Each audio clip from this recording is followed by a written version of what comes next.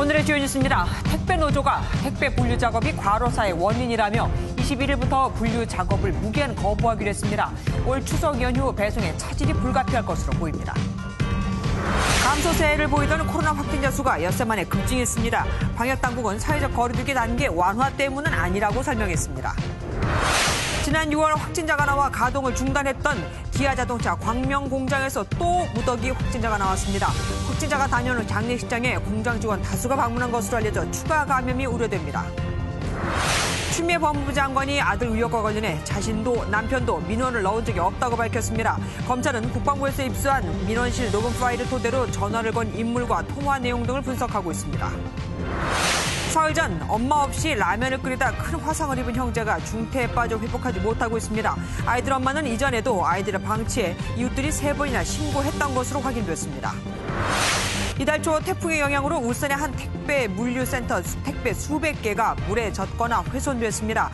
열흘이 넘은 지금까지 그대로 방치된 상태인데 택배회사는 이런 사실을 고객들에게 알리지도 않고 있습니다. MBN 단독 보도합니다.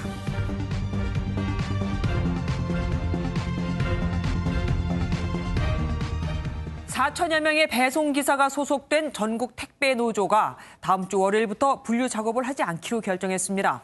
지금까지 무임금으로 해왔던 배송 전 물품 분류 작업을 더는 할 수 없다며 사실상 배송 거부를 한 겁니다. 사실 근무 시간의 절반이 이 물품 분류 작업입니다. 먼저 신용식 기자가 보도합니다. 정부를 할 수 없습니다. 택배연대 노조가 기자회견을 통해 다음 주 월요일부터 분류 작업을 중단하기로 했습니다.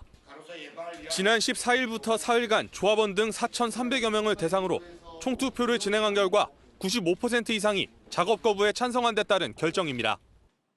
가로사는 안 된다. 분류 인력 즉각 투입하라. 투입하라. 분류 작업은 본격 배송 전 물류 창고에서 배송할 물량을 일일이 찾아내 구분하는 작업으로 14시간이 넘는 근무 시간 중 절반을 차지할 만큼 강도가 높습니다.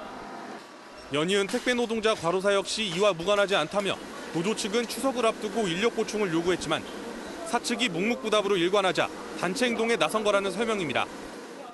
하루 13시간, 16시간 중 절반을 분류 작업에 업무에 매달리면서도 단 한 푼의 임금도 받지 못하는 일입니다.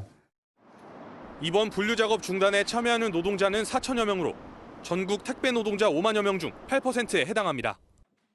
MBN 뉴스 신용식입니다. 문제는 곧 있을 추석이죠. 상인들은 혹여라도 배송에 차질이 생겨 겨우 맞은 대목을 놓칠까 전전긍긍하고 있습니다. 조동욱 기자가 보도합니다. 서울 성동구의 축산시장입니다. 시장을 직접 찾는 손님은 많지 않지만 상점 앞엔 택배용으로 포장된 상자들이 가득합니다. 추석을 2주가량 앞두고 손님들이 선물 대부분을 택배로 주문하면서 오랜만에 시장이 바빠진 겁니다. 코로나19로 택배 주문량이 늘어나면서 보시다시피 이곳 마장동은 매우 바쁜 분위기입니다. 하지만 다음 주부터 택배 노조가 분류 작업을 중단하기로 결정하면서 배송 차질은 불가피할 것으로 보입니다. 특히 이번 추석 연휴 택배 물량이 지난해보다 30% 이상 늘어날 것으로 보이면서 상인들은 걱정을 감추지 못했습니다. 아직 현재까지는 앞으로 진행형이긴 한데 한 20% 정도 늘었어요. 지금 앞으로가 문제죠. 다음 주부터 이제 택배가 마지막으로 쏟아져 나오니까. 하지만 택배 근로자들은 살인적인 업무 환경을 개선하기 위해선 달리 방법이 없다고 말합니다. 최근에 이제 코로나로 인해서 배송량이 많은 것 관련돼서 충분히 이해하고 있습니다. 그리고 이제 추석 명절까지 겹치게 되면서 더 물량이 많게 됐는데 분류 작업 시간이 6, 7시간 정도 이제 진행하다 보니까 저희도 이제 식사도 제대로 먹지 못하고 진행을 하는 경우가 많이 있고요. 택배 노조와 사측이 접점을 찾지 못할 경우 추석 연휴 배송 대란이 현실화될 전망입니다. MBN 뉴스 조동욱입니다. 사실 코로나로 일감이 늘었다고는 하지만 올해만 해도 택배 노동자들의 안타까운 죽음은 계속됐습니다. 그럼 대응책은 없는 걸까요? 산업부 이상봉 기자와 자세한 얘기 나눠보도록 하겠습니다. 어서 오십시오. 최근 몇 명이 어떤 이유로 이렇게 안타깝게 숨진 겁니까? 네, 해당 부처의 지난 5년간 택배 근로자 산업재해 분석 현황을 보면요. 지난 2016년부터 올해 6월까지 모두 19명의 택배 근로자가 산업재해로 사망을 했습니다. 네. 그 가운데 절반에 해당하는 9명이 올 한 해 사망을 했고요. 그래서 택배업계는 지난 8월 14일 금요일 하루를 택배 없는 날로 정해서 그 주 일요일까지 사흘 연휴를 만들어 주기도 했습니다. 맞아요. 사망의 원인은 안타깝게도 대부분 과로사였습니다. 과로사는 뇌나 심혈관계 질환으로 사망했을 때 분류되는 산업재해입니다. 얼마나 오랫동안 그리고 그렇게 힘든 일을 하기에 이런 일이 반복되는 걸까요? 네, 지금 코로나19가 계속 이어지고 있고요. 재확산이 되면서 택배 물량이 폭증을 했는데요. 네. 실제로 일부 통계를 보면 20% 이상 늘었습니다. 네. 보통 하루에 300개에서 400개씩의 택배를 배달해야 하는 택배 노동자들의 일주일 평균 노동 시간은 71시간이 넘습니다. 연장 시간까지 포함해도 주 52시간인 일반적인 근로자와 놓고 보면 아주 많은 노동량입니다. 그렇죠. 택배 노동자들은 코로나19 확산 이후에 업무 시간이 30%까지 늘었다고 이렇게 털어놓기도 합니다. 택배 노동자들에게 가장 힘든 게 앞서 기사에도 나온 분류 작업인데요. 네네. 택배가 모이는 집화장에서 자신이 배송할 구역에 물건을 꺼내고 또 배달을 위해서 스캔을 하고 차에 싣는 작업까지를 얘기하는데요. 혼자 다 하는 거군요. 네. 관련해 택배 업체는 자동 분류기 도입으로 업무 부담이 상당 부분 줄었다고 이렇게 하소연을 하고 있습니다. 하지만 새벽부터 나와서 하루 근무 시간 13시간에서 16시간 중 절반을 들여 그 같은 분류 작업을 하고 오후가 돼서야 본격적인 배송을 하면 결국 밤늦게 퇴근할 수밖에 없는 악순환이 반복이 됩니다. 이렇게 고강도의 분류 작업에 시달리면서도 단 한 푼의 임금도 받지 못하는 이른바 공짜 노동이다 보니 이번 사태까지 온 것 아니냐 이런 분석이 나옵니다. 택배업체는 그러니까 자동 분리기를 도입했으니까 좀 도움이 될 거다라고 하는데 사실은 그렇지 않다라는 거고요. 그러면 업체는 어떻게 대응을 하고 있습니까? 네, 택배 업체들은 어떻게 해서라도 이번 추석 배송 차질이 없도록 최선을 다하겠다 이런 게 대체적인 방침입니다. 네. 앞서 보도에서 나왔듯이 이제 분류 작업 거부에 나서는 택배 노동자는 4천여 명으로 전국 인원인 5만 명의 약 10분의 1 규모입니다. 네. 그런 만큼 국내 18개 택배 회사 중 분류 작업이 멈추게 되는 CJ 대한통운과 한진, 로젠, 롯데 글로벌 로지스 등 4대 택배사와 우체국 택배는 배송 차질이 벌어질 가능성을 조금은 낮게 보고 있는 거죠. 네. 하지만 이번 추석 연휴에 지난해보다 택배 물량이 30% 이상 늘 것으로 전망이 되면서 차량 20% 증차나 상하차 인력 등 만명 증원 등을 통해서 그 영향을 최소화한다는 방침입니다. 사실 그런데 이거는 예견됐던 거잖아요. 그러면 이런 것들을 위해서 택배사들하고 정부는 조율을 하겠다고 했었습니다. 그때 어떤 대책을 내놨습니까? 네, 관련 부처인 국토교통부와 이제 고용노동부가 두 차례 이미 간담회를 했습니다. 네. 지난 10일하고 어제 16일 날 간담회를 했는데요. CJ 대한통운과 한진택배 등 이런 택배 업체들이 참석을 했고요. 이 자리에서 택배 노동자의 안전과 보호조치 현황, 그리고 추석 배송 준비 현황 등을 논의를 했습니다. 네. 그리고 정부는 택배 차량과 인력을 추가로 투입을 하고 그리고 정당한 배송 지연에 대한 택배기사 불이익 조치 금지나 택배 종사자 정기적 건강관리 등을 권고를 했습니다. 하지만 아직 최종 수용 여부는 정해지지 않고 있습니다. 네. 그래서 다음 주 월요일 분류 작업 중단까지는 아직 시간이 있는 만큼 막판 협상을 통해서 실질적인 과로사 대책이 나오면서 분류 작업 중단이 철회될 수 있을지 좀 더 지켜봐야 되겠습니다. 대책을 논의했다고 하지만은 택배기사들 입장에서는 어쨌든 분류 작업 부분에 대해서 얘기가 없으니까 강하게 나오는 거네요. 오늘 말씀 여기까지 듣겠습니다. 고맙습니다. 줄고 있던 코로나19 확진자 수가 엿새 만에 다시 급증했습니다. 당국은 수도권 거리두기 완화는 그 효과가 다음 주나 돼야 나타나기 때문에 그 때문은 아니라고 보고 있습니다. 그러면서 가장 큰 위험은 추석 연휴라는 걸 분명히 했습니다. 강대엽 기자입니다. 0시 기준 코로나19 신규 확진자는 153명입니다. 지난 11일 이후 감소세를 보이다가 갑자기 100명대 중반으로 늘었습니다. 수도권 신규 확진자도 지난 12일부터 어제까지 두 자릿수를 유지했지만 오늘 다시 세 자릿수로 뛰었습니다. 수도권 사회적 거리두기를 2.5단계에서 2단계로 내린 지 사흘 만입니다. 정부는 거리두기 완화에 따른 증가는 아니라고 설명했습니다. 거리두기의 효과는 빠르면 열흘, 보통 2주 후에 나타나는 것으로 판단한다며 확진자 수에 바로 반영되기는 어렵다는 겁니다. 감염 경로가 불분명한 환자 비율은 어제 25.4%로 치솟았고 오늘은 26.4%로 하루 만에 기록을 갈아치웠습니다. 방역당국은 2차, 3차 감염을 우려하며 가장 큰 위험 요인으로 추석 연휴를 지목했습니다. 당장의 가장 큰 리스크는 추석 연휴가 되겠습니다. 고향 방문, 친지 방문이나 아니면 소모임을 자제해달라는 요청을 거듭 드리고 있고 방역당국은 연휴 기간 고향을 방문하지 않더라도 소모임과 여행 등 불필요한 이동의 자제를 당부했습니다. MBN 뉴스 강대엽입니다. 지난 6월 확진자가 나와 가동이 중단됐던 기아차 광명 공장에서 석 달 만에 또 무더기로 확진자가 나왔습니다. 첫 확진자는 동료 직원의 조문을 다녀온 이후에 증상이 나타났다고 하는데 이 장례식장엔 공장 직원 다수가 방문을 했었습니다. 윤규란 기자가 보도합니다. 기아자동차 광명 공장의 가동이 중단됐습니다. 어제 용인에 사는 조립 담당 직원에 이어 가족 3명이 코로나19 확진 판정을 받은 이후 공장발 감염자는 모두 12명으로 늘었습니다. 병을 멈추면 안 되는 예를 들면 뭐 전기라든지 어제는 저쪽 공장 거기만 일찍 끊어가더라고요. 전면 중단.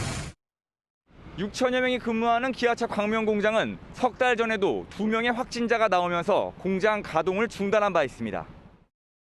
첫 확진자는 지난 12일 동료 직원의 조문을 다녀온 후 증상이 나타난 걸로 알려졌습니다. 해당 장례식장엔 광명 공장 직원 다수가 방문한 것으로 전해졌습니다. 공장 전체를 긴급 소독한 방역 당국은 전수조사를 통해 밀접 접촉자를 파악하고 있습니다. 가동 중단된 기아차 광명 공장은 1, 2공장 생산 라인에서 하루 900여 대의 차량을 생산하고 있습니다. MBN 뉴스 윤기란입니다. 전북에서 열린 전국 기능 경기 대회에서는 심사위원 1명이 감염됐습니다. 전국에서 1,800명이 참석한 대회인데 원래 폐막은 다음 주 월요일, 하지만 내일 조기 폐막하기로 했습니다. 정치훈 기자가 보도합니다. 기능 경기 대회가 열리고 있는 전북 익산의 경기장 앞입니다. 입구에서 열 체크와 손 소독 등을 거쳐야 안으로 들어갈 수 있습니다. 관중도 들어가지 못하게 엄격한 통제가 이뤄졌지만 40대 심사위원 1명이 코로나19 확진 판정을 받았습니다. 지난 14일부터 기능대회 심사를 받는데 경기 용인시 확진자와 접촉해 어제 뒤늦게 검사를 받았습니다. 보건당국은 대회 기간 해당 심사위원과 식사를 같이 한 관계자 11명을 밀접촉자로 분류하고 일부 종목 경기를 연기했습니다. 마스크를 쓰고 거리 두기를 한 만큼 경기장 내 확산 우려는 적다고 설명합니다.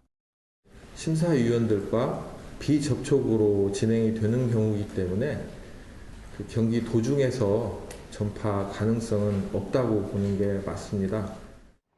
하지만 확진된 심사위원이 열 체크 등을 그냥 통과한 것으로 확인돼 감염 가능성을 배제할 수는 없습니다.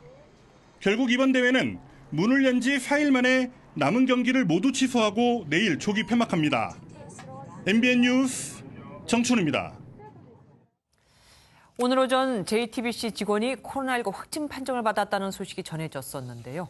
병원 측이 엉뚱한 환자의 검사 결과를 잘못 전하면서 벌어진 해프닝이었습니다. 이미 방역당국에서 나와 통제 및 조치를 다 했는데 말이죠. 조창훈 기자가 보도합니다. 방호복 차림의 직원들이 서울 상암동 JTBC 사옥 출입을 통제하고 있습니다. 이 건물에서 근무하는 한 직원이 병원 입원 과정에서 코로나19 확진 판정을 받았다는 소식에 세계층을 폐쇄하고 방역에 들어갔습니다. 다 전부 다 하고 있어요. 이거 다 하고 있고 검사 대상자들 다 검사받고 있고요. 이 직원에 대한 검사 결과는 반나절 만에 최종 음성으로 뒤바뀌었습니다. 병원 측이 건너편 다른 환자의 검사 결과를 잘못 통보한 건데 이 JTBC 직원은 애초 입원 과정에서 코로나 검사 자체가 없었던 것으로 나타났습니다. 해당 직원은 당시 코로나 검사 여부를 인지하지 못했고 병원 측 통보를 믿을 수밖에 없었다는 입장을 회사에 전했습니다. JTBC 측은 내부 논의를 거쳐 업무 정상화 시점을 정할 계획이라고 밝혔습니다. MBN 뉴스 조창훈입니다. 추석 연휴에 집에 있읍시다. 방역 당국이 이동 자제를 이렇게 호소했지만 별로 그럴 것 같지가 않습니다. 이미 매진인 숙박시설이 허다하거든요. 코로나로 고향에 가지 말랬더니 다른 데로 가는 겁니다. 강재묵 기자가 둘러봤습니다. 코로나19 확산을 경계하며 방역당국은 연휴 기간 이동을 최소화해 주길 당부했습니다. 연휴부터 2주는 특별 방역 기간으로 설정하고 방역 강화를 예고했습니다. 매년 추석 때마다 붐비던 관광지는 어떤지 알아봤습니다. 제주도는 호텔이며 리조트 예약이 매진 직전입니다. 30날부터 여유가 많지는 않으세요. 네, 아마 다음 주 정도면 다 만실로 예상이 돼서요. 강원도도 상황은 마찬가지입니다. 80% 찼다고 보시면 됩니다. 80~90%죠. 많이 줄 것으로 보이는 귀성 인파는 서울 시내 호텔로 몰리고 있습니다. 지금 말씀하신 날짜에는 다 마감이 됐습니다. 지자체는 그렇다고 오는 관광객을 마다할 수 없고 고민이 큽니다. 9월 30일부터 10월 4일까지 5일 동안 약 19만 8천 명 정도 이렇게 예측을 하고 있습니다. 코로나19하고 이제 연관돼 있으니까 좀 이제 많이 오는 걸 가정을 해가지고 이제 방역에 이제 초점을 맞춰야 되기 때문에. 연휴 기간이 감염 확산의 도화선이 되지 않게 지자체와 업계의 철저한 방역이 요구되고 있습니다. MBN 뉴스 강재묵입니다. 보건복지부 담당하는 이수아 기자와 코로나 소식 더 깊이 알아보도록 하겠습니다. 어서 오십시오. 다시 100명대 중반 오름세입니다. 네. 그런데 이 와중에 일반인을 대상으로 한 선제검사에서 또 확진자가 나왔다고요? 네, 증상이 없는 일반 서울 시민 그리고 병원 종사자들은 직접 신청하면 시립병원 7곳에서 무료 검사를 받을 수 있는데요. 네. 시행 3개월 만에 8,500명 정도 검사를 받았는데 여기서 처음으로 확진이 나왔습니다. 네. 이전 확진 사례와 관련이 없는 무증상 시민이라는 점에서 의미가 있는데요. 그만큼 이미 지역사회 곳곳에 바이러스가 퍼져 있다는 뜻이겠죠. 네, 그러니까 증상이 없을 때는 내 돈 내고 검사를 받아야 하는 줄 알았는데 그렇지 않을 수도 있다 이거군요. 네. 그래서일까요? 어쨌든 정치권에서는 전 국민에게 자가진단 키트를 공급하자 이런 얘기도 나왔습니다. 네, 이게 김종인 국민의힘 비상대책위원장의 오늘 발언인데요. 이 검사량을 늘리고 국민 스스로 양성인지 아닌지 확인할 수 있게 자가진단 키트를 제공해야 한다고 말했습니다. 발언 직접 들어보시죠. 진단 키트를 일반 국민이 가질 수 있는 이런 조치를 취해서 각자가 자기가 코로나에 걸려 있는지 문제를 확인할 수 있는 그러한 체제로 돌아가야 되지 않느냐 하는. 네, 앞서 주호영 원내대표 역시 지난 8일 국회 교섭단체 대표 연설에서 선제 방역을 위해 자가진단 키트를 병행 사용하자는 의견을 제시한 바 있습니다.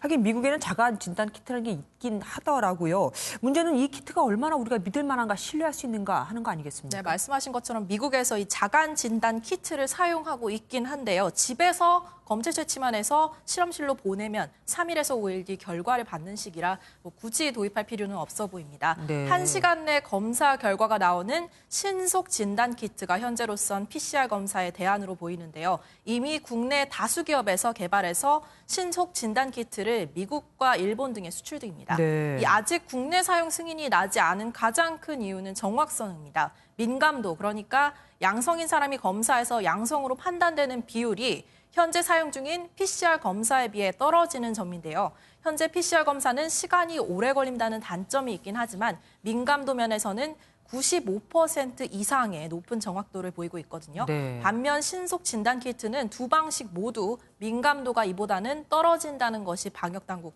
판단입니다. 이 높게 봐줘도 90% 정도인데 다시 말해 10명이면 1명의 직자 확진자가 가짜 음성, 위의 음성으로 거리를 활보하게 되고 방역망에 구멍이 될 수 있다는 거죠.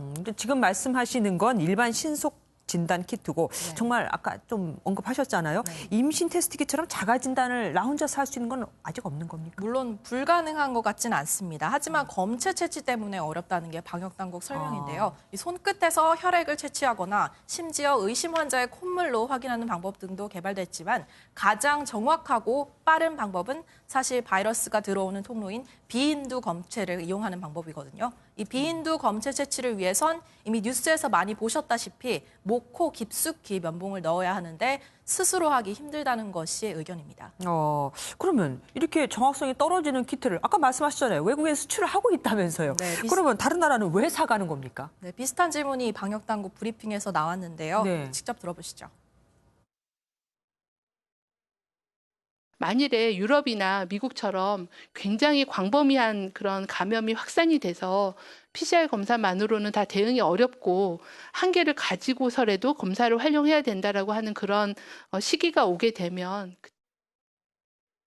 네, 다시 말해서 아직까진 우린 미국과 같은 확산세가 아니어서 굳이 정확도가 낮은 검사를 병행할 필요는 없다는 뜻으로 해석됩니다. 예, 알겠습니다. 한 가지만 더 여쭤볼게요. 중국에서 안경을 쓰면 코로나에 걸릴 확률이 낮아진다는 말도 있던데 맞습니까? 네, 이게 중국의 한 대학 연구팀 발표인데요. 후베이성 코로나19 확진자 276명을 관찰했더니 이 중 16명, 그러니까 5.8%가 안경 착용 중이었다고 합니다. 그런데 후베이성 전체 인구 중 안경 착용 비율이 31.5% 정도니까 거의 5배 차이가 난 거죠. 그래서 안경을 쓰면 코로나19 감염 위험이 그렇지 않은 사람보다 5배가 낮다는 결론이 나왔습니다. 네. 안경이 눈을 통해 바이러스가 침투하는 것을 막아주는 일종의 장벽 역할을 하기 때문이라고 추정했습니다. 예, 그러니까 얼굴에 손을 안 대기, 특히 이 눈에 손을 안 대기부터 실천을 해야겠습니다. 오늘 말씀 여기까지 듣겠습니다. 세계적으로 코로나 누적 확진자가 3천만 명을 넘어섰습니다. 이번엔 1천만 명이 더 감염되는데 불과 38일밖에 걸리지 않았습니다. 가장 많은 감염자가 발생한 미국에선 코로나 백신 접종 시기를 놓고 당국이 엇박자를 내고 있습니다. 미 질병통제센터 CDC 국장과 대선 전 10월에 백신 깜짝 쇼를 노리는 트럼프 대통령의 얘기입니다. 신혜진 기자입니다. 미 의회 청문회장에 나온 질병통제예방센터 CDC의 책임자가 마스크를 직접 들어 보입니다. 코로나19 예방에 마스크가 백신보다 더 강력하다고 말합니다. This face mask is more guaranteed to protect me against COVID. 일반인에 대한 백신 접종 시기는 빨라야 내년 여름쯤으로 전망했습니다. I think we're probably looking at late second quarter, third quarter 2021. 레드필드 국장의 이런 발언은 마스크 효과를 불신하고 백신 조기 접종을 서두르는 트럼프 대통령을 겨냥한 것으로 보입니다. 그래서인지 트럼프 대통령이 예정에도 없던 기자회견을 열고 공개 반박에 나섰습니다. I think there's a lot of problems with masks. No, vaccine is much more effective. 백신 접종도 대선 전 가능하다며 CDC 국장이 시기를 착각한 것이라고 몰아세웠습니다. No, we're ready to go immediately as the vaccine is announced, and it could be announced in October. 전 세계 코로나19 확진자는 3천만 명을 넘어선 상황. 특히 감염자가 가장 많은 미국에서 백신 접종 시기를 놓고 책임자들이 엇박자를 내면서 국민들의 불신이 커지고 있습니다. MBN 뉴스 신혜진입니다. 야당이 전 국민 2만 원 통신비 지원보다는 전 국민에게 무료로 독감 백신을 놔주자고 하고 있죠. 국회에 출석한 박능후 보건복지부 장관은 전 세계 국민의 절반 이상 독감 백신을 접종한 나라는 없다고 선을 그었습니다. 결국 국회 복지위는 추경안 원안 그대로 의결했습니다. 전정희 기자입니다. 4차 추경안 심사를 위해 열린 국회 보건복지위원회에서 전국민 독감 백신 접종을 놓고 여야가 충돌했습니다. 국민의힘은 통신비 지원은 민심 달래기용일 뿐 독감 백신이 코로나19 대비해 더 효과적이라고 주장했습니다. 보통 독감이 한 3, 4월까지 유행합니다. 코로나19 상황이 아직 종식되지 않은 상황에서 우리가 또 어떤 파도를 또 겪을지 모릅니다. 민주당은 국민의힘의 주장이 의학적 근거가 없는 정치적 공세라고 맞받아쳤습니다. 방역은 정치가 목소리를 높일 문제가 아니라 실제로는 많은 전문가들이 굳이 전 국민 확대가 필요 없다고 주장하고 있는 상황에서는 전문가들의 목소리를 경청하고 박능후 복지부 장관도 독감 백신은 전 국민 60% 물량이면 충분하다면서 전 세계의 국민 절반 이상 독감 백신을 접종한 나라는 없다고 강조했습니다. 상식적으로는 전 국민에게 다 백신을 맞히는 게 안전하지 않겠느냐. 그건 누구나 쉽게 동의할 수 있다고 생각합니다. 그러나 의료적으로 볼 때는 그것이 과도하면 과도불급이죠. 결국 여야 합의 실패로 전국민 독감 백신을 위한 예산은 반영하지 못한 채 국회 복지위는 1조 4,431억 원 규모의 복지부 소관 추경안을 원안대로 의결했습니다. MBN 뉴스 전정인입니다.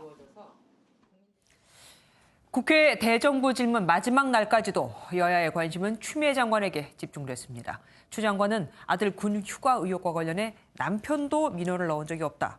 또한 아들의 사생활은 캐지 말아달라고 했습니다. 선한빛 기자가 보도합니다.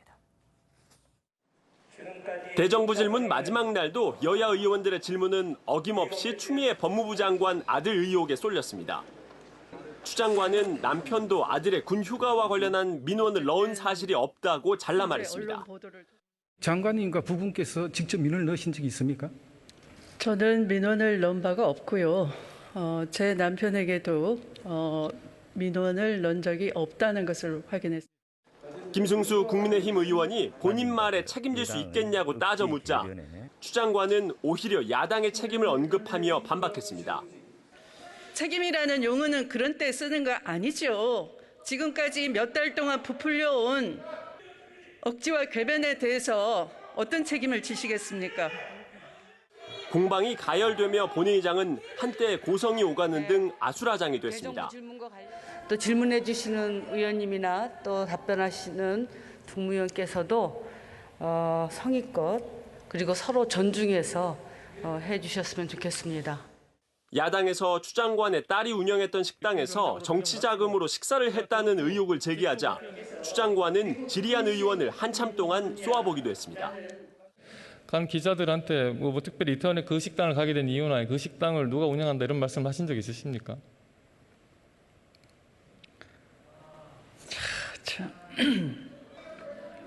꼭 그렇게 하셔야 되겠습니까?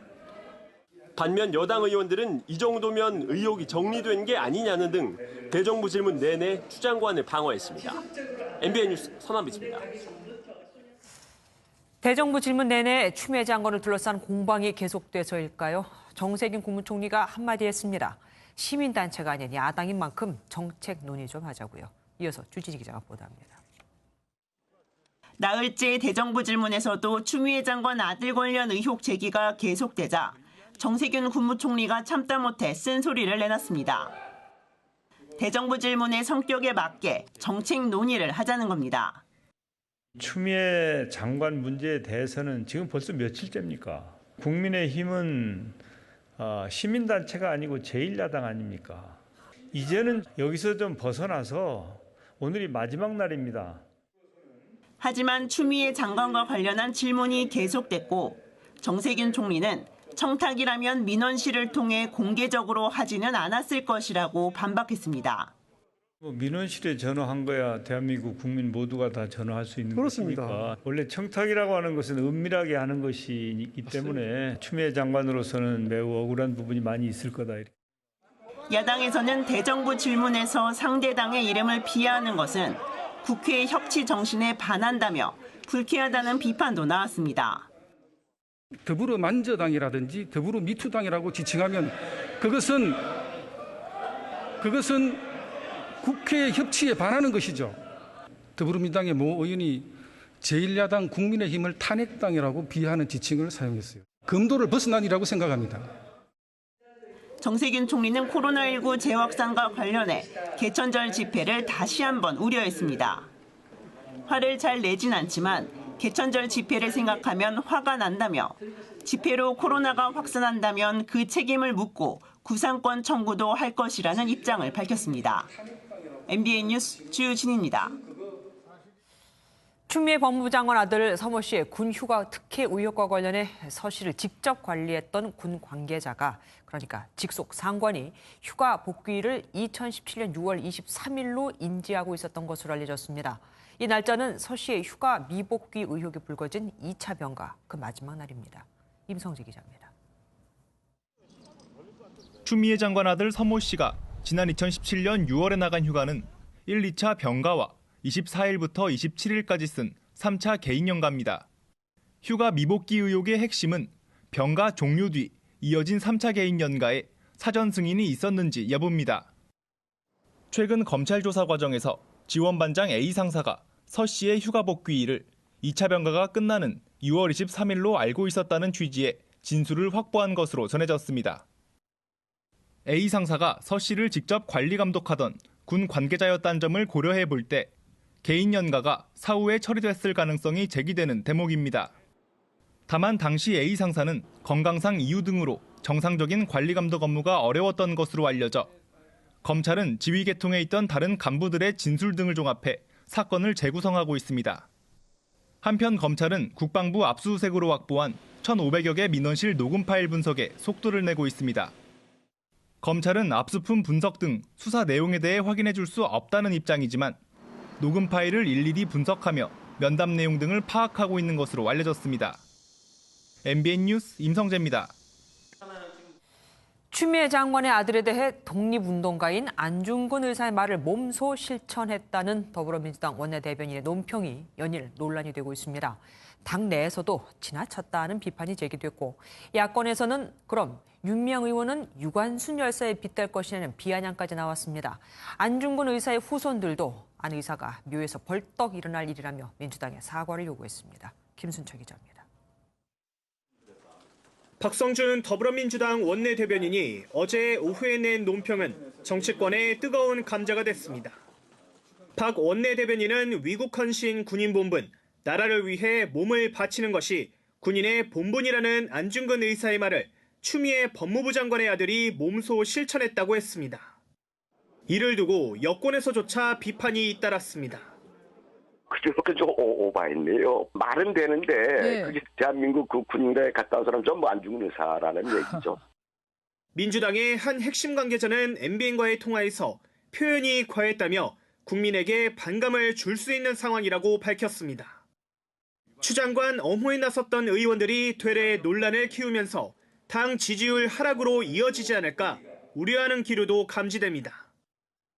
야권은 연일 비판에 나섰습니다. 참으로 부끄럽습니다. 비교할 수 없는 말을 찾으니 안 이사의 위대한 정신까지 훼손하고 모욕했습니다. 공세는 대정부 질문으로 이어졌지만 추 장관은 적극 반박했습니다. 아픈데도 불구하고 끝까지 군무에 충실했다 함을 그 말씀에 따랐다 함을 강조해 주지 않았나. 한편 박형준 전 미래통합당 공동선거대책위원장은 이번 논란과 관련해 최근 재판에 넘겨진 윤미향 민주당 의원을 유관순 열사의 빗댈 판이라며 비꼬기도 했습니다.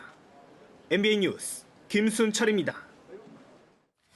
며칠 전 집에서 라면을 끓이다 불이 나 10살, 8살 형제가 큰 화상을 입은 안타까운 일이 있었습니다. 아직도 의식을 회복하지 못했죠. 형은 불길이 번지자 곧바로 동생을 감싸 안아 지키려고 했던 것으로 알려졌습니다. 김영 기자가 보도합니다.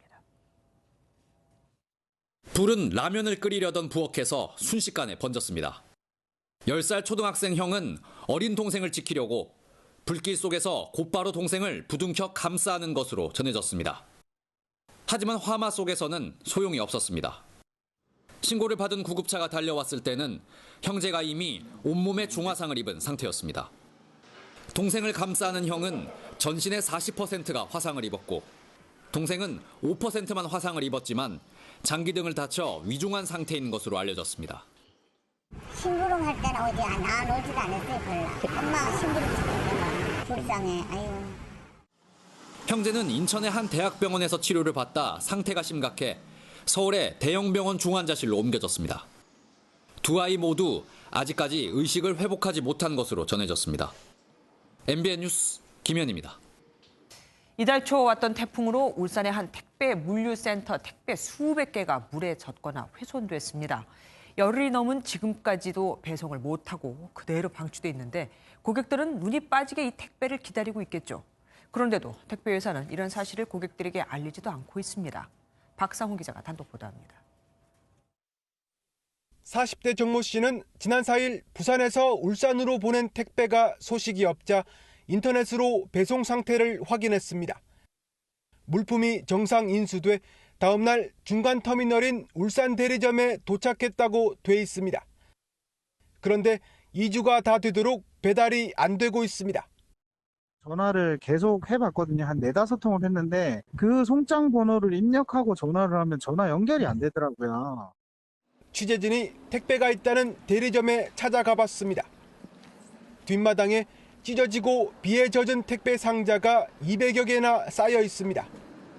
모두 이달 초 태풍 때 비에 젖어 송장마저 훼손된 택배입니다.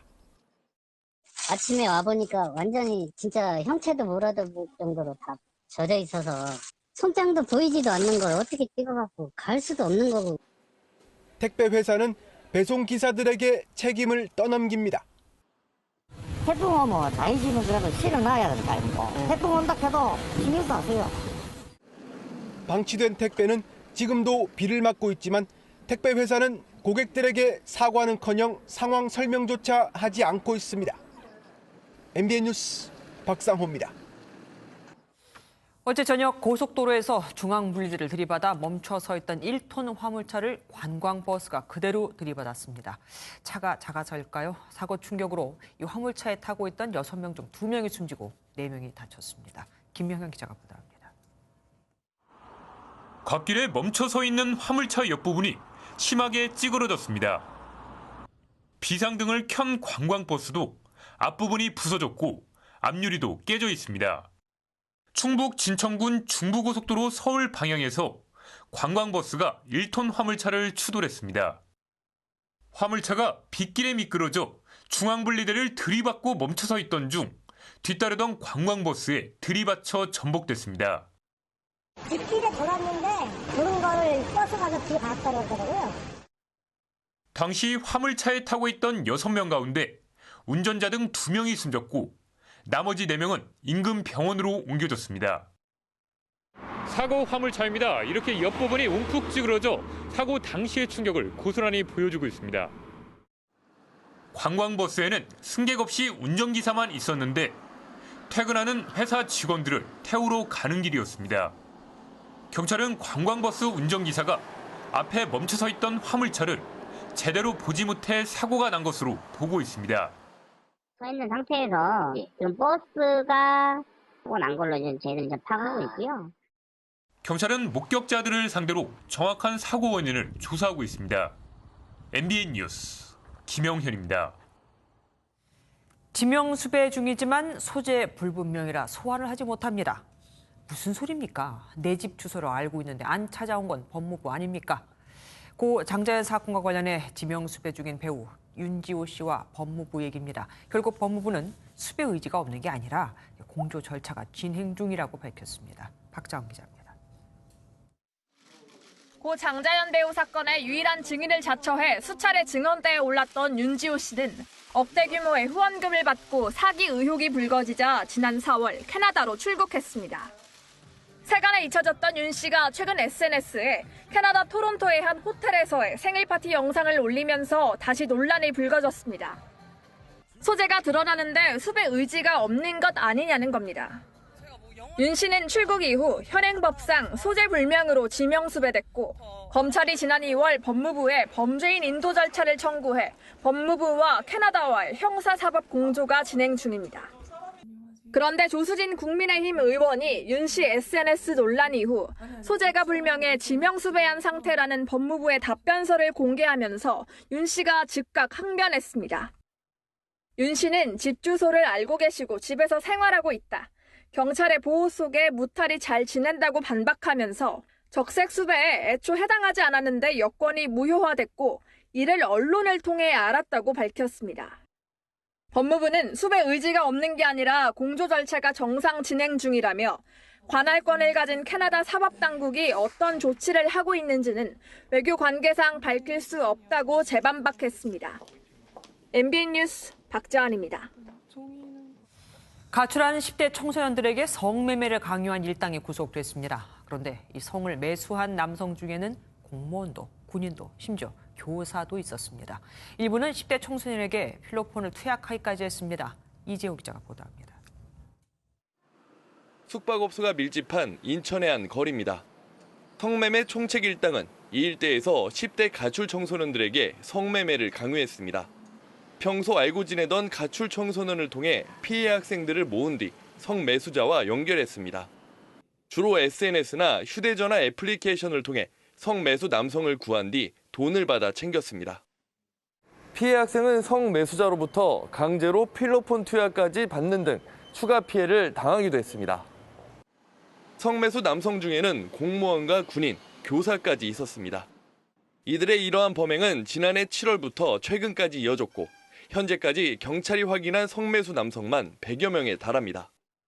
확인된 성매수남이 100여 명이고 계속 조사하다 보면 늘어나겠죠. 대부분은 집으로 돌아갔고요. 경찰이 신변보호를 또 하고 있는 애들도 있고요. 경찰은 성매매 일당 중 총책 6명을 구속하고 10명을 입건하는 한편 추가 범행을 조사하고 있습니다. MBN 뉴스 이재호입니다.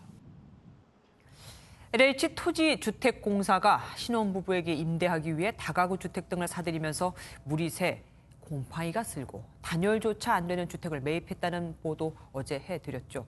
그런데 이게 다가 아니었습니다. 당초 공고문과 달리 준공 승인도 안 난 주택을 접수받아 매입하기도 했던 것으로 드러났습니다. 강세훈 기자가 단독 보도합니다. LH 전북본부는 올해 상반기에 신혼부부에게 임대할 다가구 주택 110가구를 매입했습니다. 지난 1월 초에 나온 주택 매입 공고문입니다. 신청 서류 가운데 건축물 대장은 반드시 첨부하게 돼 있습니다. 건축물 대장은 해당 지자체의 사용 승인, 즉 준공 후에 작성되는 문서입니다. 다시 말해 해당 건축물의 존재 유무를 파악하기 위한 것으로. 그런데 전주에 있는 이 다가구 주택은 서류 접수 마감 시한까지 준공도 안 됐는데 LH는 신청을 받아줬습니다. 그리고 지난 7월 24억 원을 주고 해당 주택을 매입했습니다. 당시 주택 매입 경쟁률은 4대 1이었습니다. 이런 경우는 LH가 신입사원을 선발하는데 필수 서류를 제출하지 않은 지원자를 접수를 받아주는 것과 똑같잖아요. LH는 준공 전 사전 매입은 지난해부터 운영하고 있고 올해 매입 공고에 대상을 준공된 주택으로 한정하지 않았다고 해명했습니다. 하지만 공고문 어디에도 그런 조항은 없습니다. LH 전북본부는 문제를 제기한 탈락자에게 입단속을 시켰습니다. 소란을 피워서 하는 것은 절대 안 됩니다. 그러니까 가만히 계시는 게 훨씬 좋아요. LH가 공급하는 주택 가운데 1년 이상 빈집은 16,000가구가 넘고 임대 손실은 385억 원에 이릅니다. MBN 뉴스 강세훈입니다.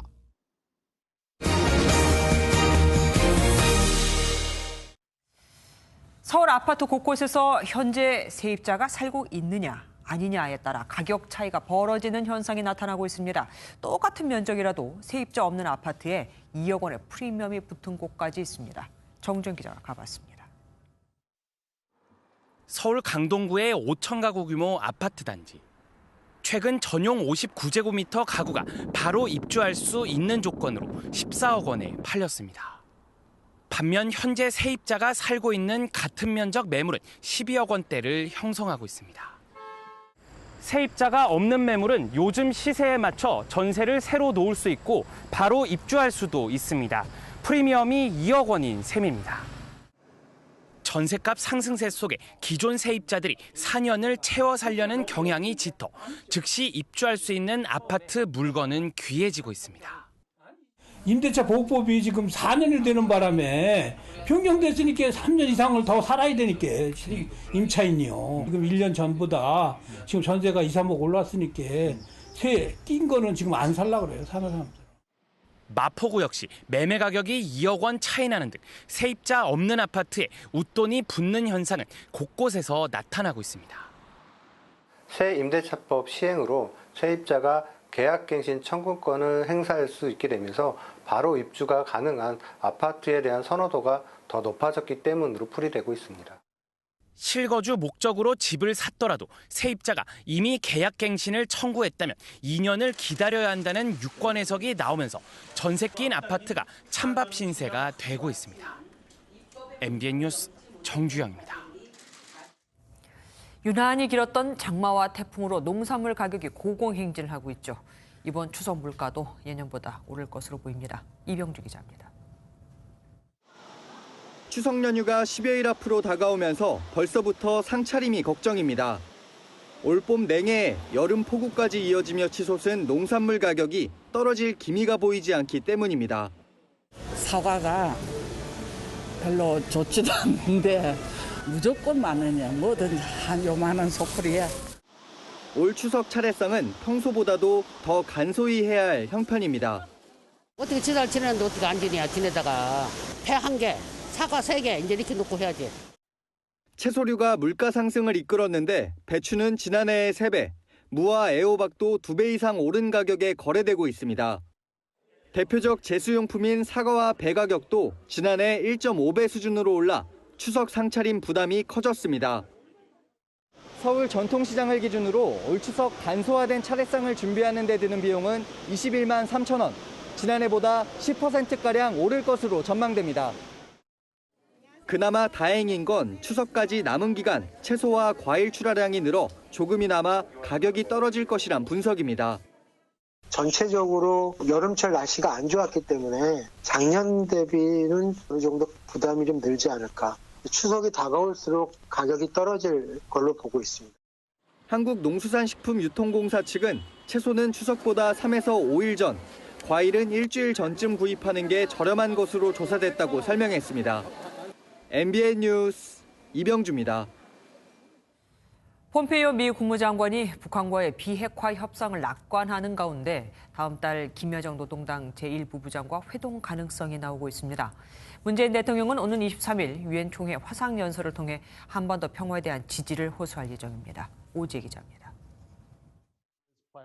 폼페이오 미 국무장관은 워싱턴 한 싱크탱크와 가진 화상 대담에서 북한의 비핵화 협상 진전을 위해 노력하고 있다고 밝혔습니다.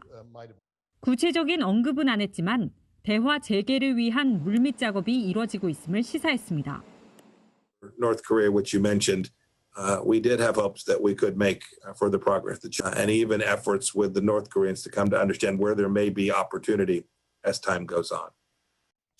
외교가에서는 미 측이 뉴욕 채널을 통해 북측의 수해 복구 등 인도적 지원을 위한 논의를 제안했는데 북측이 호응할 경우 미 대선 전 폼페이오 장관과 김여정 노동당 제1부부장 간 고위급 접촉이 이루어질 수 있다는 관측입니다.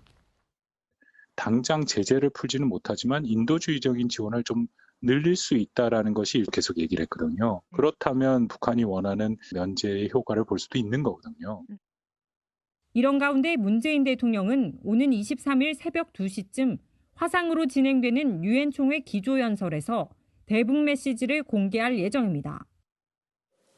윤 대통령은 이번 기조연설을 통해 코로나19 위기 상황 극복과 한반도와 동북아 평화를 위한 우리 정부의 노력에 대한 국제사회의 지지와 관심을 당부할 계획입니다. 미 대선을 앞두고 정체된 남북미 관계에 변화가 생길지 관심을 모으고 있습니다. MBN 뉴스 오지혜입니다. 올해 세계 지식 포럼에서도 화두는 단연 인공지능, AI였습니다. 선진국들과 글로벌 기업들이 앞다퉈 혁신과 시장 창출에 나서고 있죠. 그런데 우리나라는 이 AI 수준이 세계 하위권이라는 걸 아십니까? 서영수 기자입니다. 교통체증 없이 하늘로 이동하는 미래형 모빌리티와 실제 사람의 말투와 표정을 그대로 닮은 AI 앵커까지 미래의 일상을 바꿔줄 혁신 기술은 모두 인공지능, AI가 바탕입니다. 팬데믹스 시대 어느 때보다 중요성이 커진 신약 개발에도 인공지능이 적용됩니다.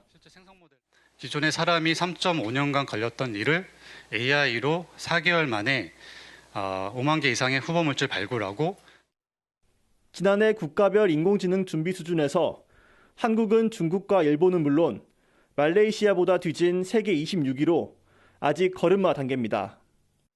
한국 기업 특유의 수직적 문화가 AI 비즈니스로의 혁신을 방해한다는 지적입니다. 검토나 이런 허들이 굉장히 많아서 그 와중에서 이 딜이 체결이 안 되는 경우들이 좀 같은 회사 아닌데도 그렇게 얘기를 하시니까 협업이 좀 안 되는 경우도 많이 봤었고요. 부족한 인프라 구축과 AI 인재 양성을 위해 정부의 적극적인 관심과 투자도 요구됩니다. 앞으로 10년 일상의 모든 분야에서 쓰이게 될 인공지능 산업 기반을 국가 차원에서 조성하지 못한다면 미래 먹거리 시장을 뺏길 수밖에 없다는 게 올해 세계 지식 포럼의 메시지입니다. MBN 뉴스 서영수입니다. 세계 지식 포럼에선 또 코로나19를 계기로 세계를 양분하는 신냉전 상황이 온 만큼 한반도 정세와 미중 갈등을 두고 많은 논의가 이어졌습니다. 참석자들은 이구동성으로 올해 11월 열리는 미국 대선을 거론했습니다. 손기준 기자입니다. 미중 갈등과 한반도 정세 등 첨예하게 얽혀있는 국가별 이해관계 속에서 올 11월 열리는 미국 대선은 중요한 포인트가 될 전망입니다. 라인스 프리버스 전 백악관 비서실장은 트럼프 행정부의 대북 정책을 성공적으로 평가했습니다. The attention that Kim Jong-un has gotten from the president, good or bad, that's another debate, but the provocation has been down. 대선 후 북한의 도발을 예측하는 의견도 나왔습니다.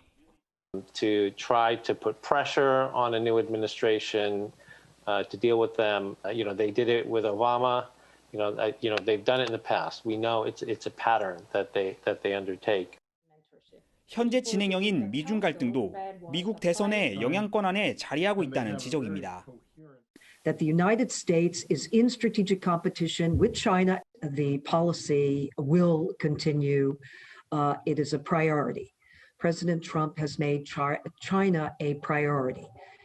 Take care of America, its competitiveness, its infrastructure, its technological leadership. If we take care of our alliances, our friendships, the democracies. 글로벌 리더십 부재로 국제 질서가 위협받는 상황에서 이번 미국 대선은 한반도와 세계 정세에 큰 충격을 가져올 것으로 보입니다. MBN 뉴스 송기준입니다.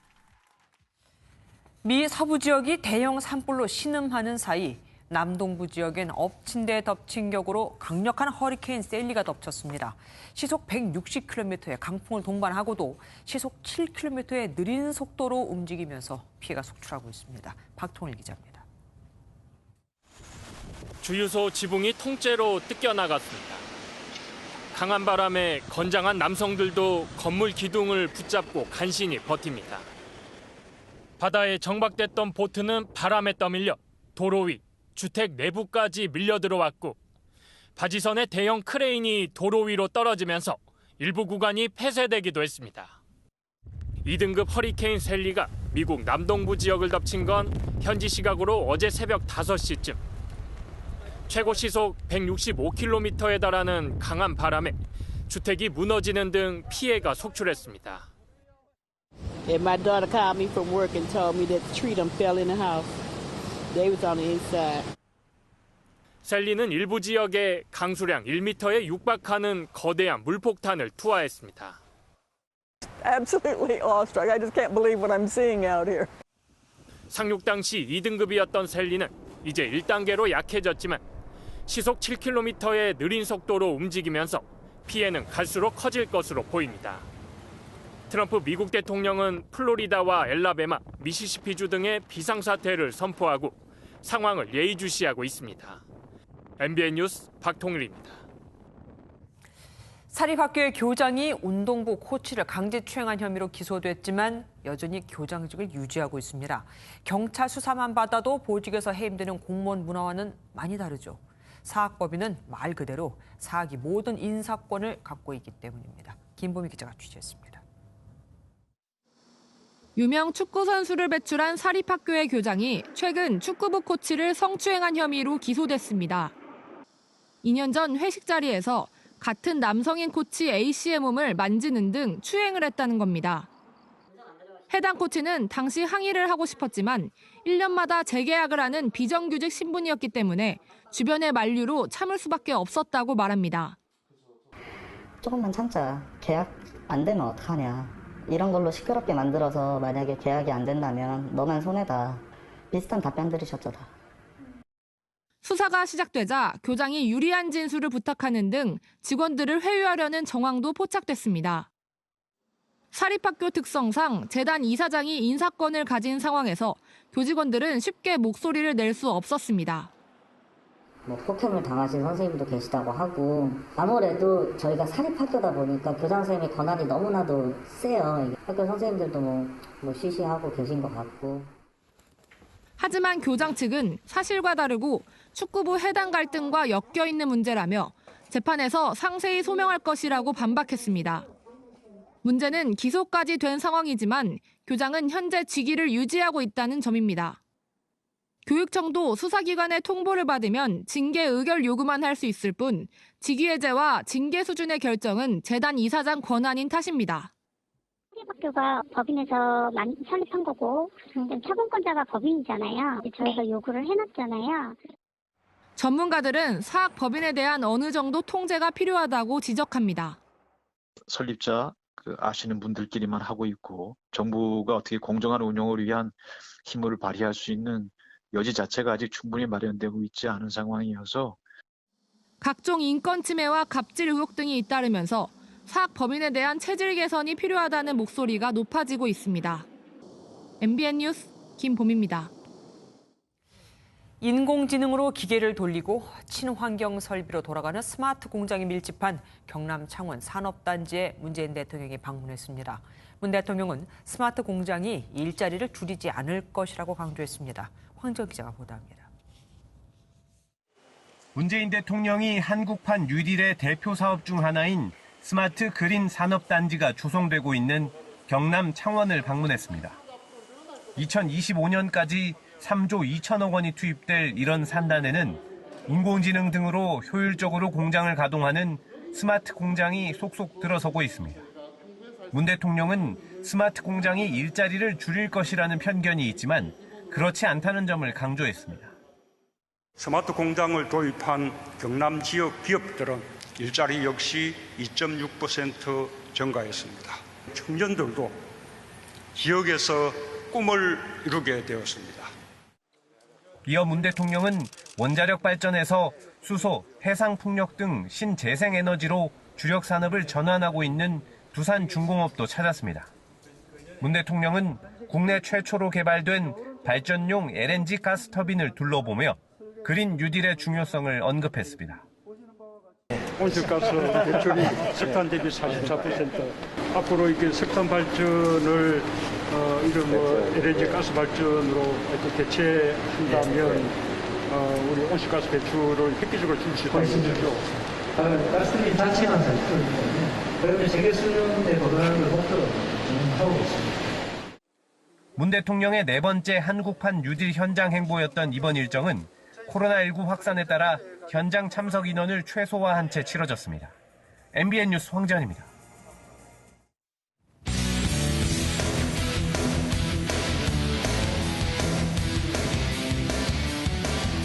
스포츠 뉴스입니다.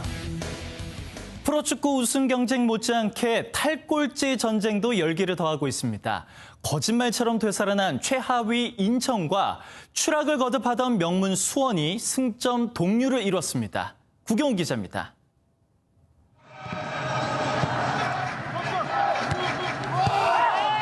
서울 골문을 두드리던 인천이 후반 27분 드디어 득점포를 가동합니다. 주인공은 해결사 송시우. 역습 상황에서 가볍게 찍어차 결승골을 빚어냅니다.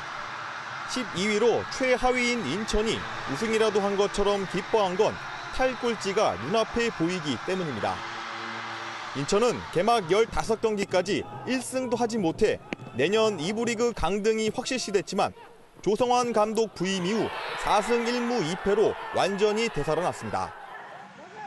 그 사이 추락을 거듭하던 K리그 4회 우승에 빛나는 수원은 어제 포항과 비기면서 어느새 인천과 승점 18점 동률이 됐습니다. 최근 박건하 감독으로 교체했지만 현재까진 1무 1패로 부진합니다. 득점력 저하가 문제인데 이번 달 3경기에서 페널티킥 득점을 빼곤 필드골이 없고 올 시즌 21경기 가운데 절반에 가까운 10경기에서 무득점에 그쳤습니다. 올 시즌 최하위는 2부로 강등되기 때문에 두 팀의 1부 생존 경쟁은 이제 본격 시작됩니다. 남은 6경기를 통해 어떤 성적표를 받아들지 두 팀 팬들은 마음을 졸이며 지켜보고 있습니다. MBN 뉴스 구경호입니다. 코로나19 확산 여파로 취소된 프로야구 올스타전은 선수들의 정규 시즌 활약으로 드림팀과 나눔팀의 점수를 매기는 비대면 올스타 레이스로 대체 중인데요. 절반이 지난 지금 어느 팀이 앞서고 있을까요? 전남주 기자가 알려드립니다. 버포들의 장타력 경연장인 홈런 더비. 스타들의 재치 있고 화려한 퍼포먼스. 프로야구 최고 잔치 중 하나인 올스타전을 올해는 볼 수 없습니다. 대신 KBO가 세계 최초로 비대면 올스타 레이스를 열어 팬들의 아쉬움을 달래는 중입니다. 지난달 팬투표로 선정된 올스타는 모두 24명으로 롯데 마차도와 삼성 강민호가 드림팀에, 키움 이정우와 LG 김현수가 나눔팀에 속했습니다. 지난 8일 시작된 레이스는 올스타 선수들의 정규 경기 활약도를 매일 수치화해 평균치가 더 높은 팀에게 1점씩 부여하고 있습니다. 활약도 산정 지표는 특정 상황의 결과로 팀 승리 확률을 얼마나 변화시켰는지를 보여주는 WPA.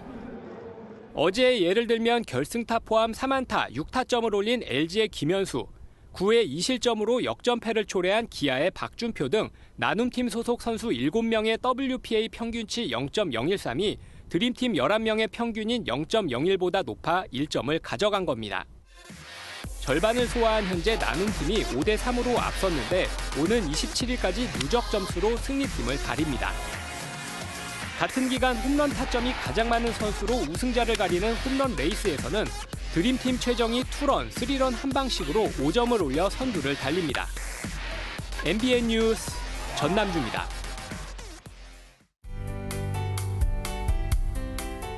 오늘 서울 하늘은 흐리기만 했지만 충청과 남부 곳곳에는 비가 내렸습니다. 밤사이에도 비는 계속되겠는데요. 충청은 오늘까지, 남부지방은 내일 아침까지 5에서 20mm의 비가 내리겠고 제주도는 내일 낮까지 20에서 60mm가량 내리겠습니다.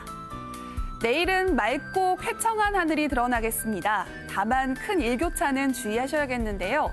특히 아침 기온이 나날이 내려가면서 아침 기온과 낮 기온의 차이가 점점 더 커지겠습니다. 내일 서울의 아침 최저 기온 17도, 모레에는 15도까지 내려가 서늘하겠고 낮에는 24도로 오늘과 비슷하겠습니다. 현재 전국이 흐리고 충청과 남부 곳곳에는 비가 내리고 있습니다. 내일 중부지방 종일 하늘빛이 맑겠고 한낮에 25도 안팎으로 선선하겠습니다. 남부지방과 제주도는 흐리고 비가 오다가 낮부터 하늘이 맑아지겠습니다. 동해안 지방, 강원 산지를 중심으로 바람이 강하게 불겠습니다. 당분간 비 소식 없이 청명한 가을 하늘이 펼쳐지겠습니다. 날씨였습니다. MBN이 선정한 이 한 장의 사진입니다. 대우를 맞춰 길바닥에 앉은 고민형들, 투쟁 머리띠도 둘렀죠. 구청의 단속에 항의하려는 노점 상인들이 10인 이상 집합금지 명령으로 단체 시위를 할 수 없자 고민형을 대신 앉혀 아바타 집회를 연 겁니다. 코로나19로 장사도 못하는데 시위조차 마음대로 할 수 없는 답답함. 하지만 규칙을 준수하니 그 메시지가 더 보입니다. MBN 종합뉴스 여기서 마치겠습니다. 함께해 주신 여러분 고맙습니다.